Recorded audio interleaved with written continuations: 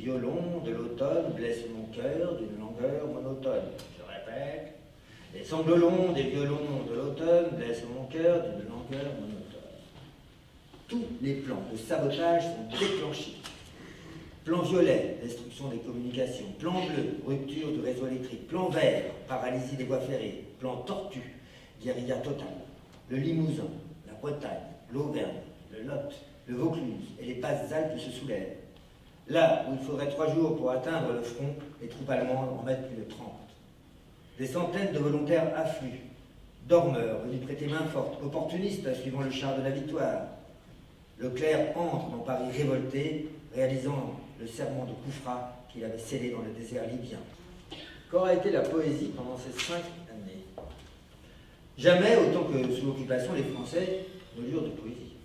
Quand, place Bellecour, à Lyon, on relève le corps de l'étudiant Gilbert Dru, fusillé pour avoir diffusé des revues clandestines, un petit livre tombe de sa poche. C'est un recueil d'Aragon. Avançons que dans le malheur, dans la détresse la plus totale, la poésie peut devenir aussi nécessaire aux hommes que le pain. Elle leur devient une nourriture spirituelle. Et je vous salue au seuil du jour promis. Vous tous, camarades de la rue de Flandre à la poterne des peupliers, du point du jour à la porte dorée. Je vous salue, vous qui dormez, après le dur travail clandestin. Imprimeurs, porteurs de bombes, déboulonneurs de rails, incendiaires, distributeurs de tracts, contrebandiers, porteurs de messages.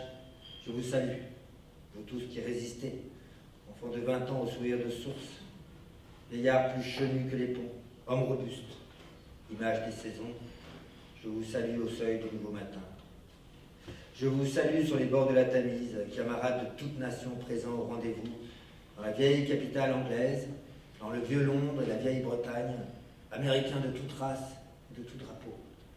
Au-delà des espaces atlantiques du Canada au Mexique, du Brésil à Cuba, camarades de Rio, de Tehuantepec, de New York et de San Francisco.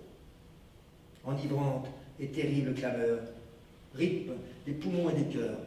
Du front de Russie flambant dans la neige, du lac Ilmen à Kiev, du Dniepr au Pripet, vous parvenez à moi, né de millions de poitrines. Je vous écoute et je vous entends.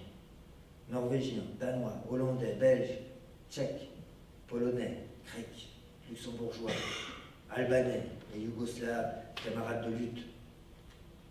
J'entends vos voix et je vous appelle. Je vous appelle dans ma langue connue de tous, une langue qui n'a qu'un mot, liberté.